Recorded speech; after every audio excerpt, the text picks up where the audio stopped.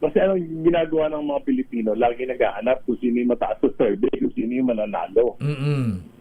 Eh dapat ang hinahanap ng mga Pilipino, sino ba yung qualified? Sino ba yung Ayun. competent? Sino ba yung integrity?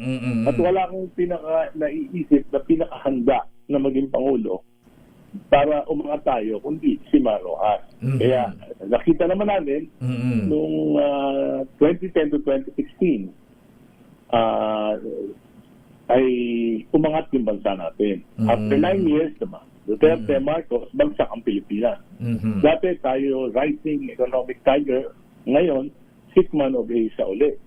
Parang gano'n. So, ibig sabihin, ba't di natin ibalik yung swerte? At na kailangan natin talaga yung continuity ng good governance.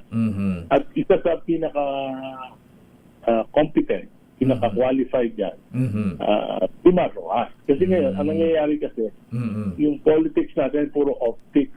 Yung politics natin puro popularity.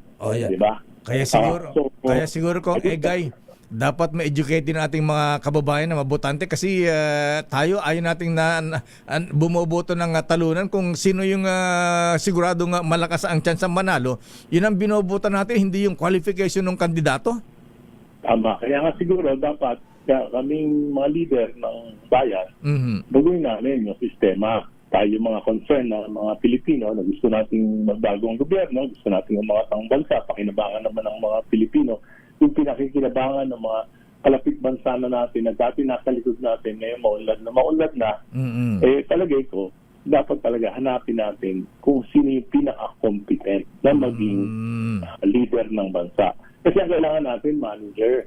Ngayon, ang ini-elect natin, for popularity, mga ayuda,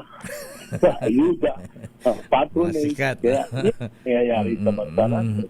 Kaya yung sabi ko, nakita niyo naman ngayon, 2 taong pamailit bago mag-eleksyon, talagang hating-hati na yung buong bansa.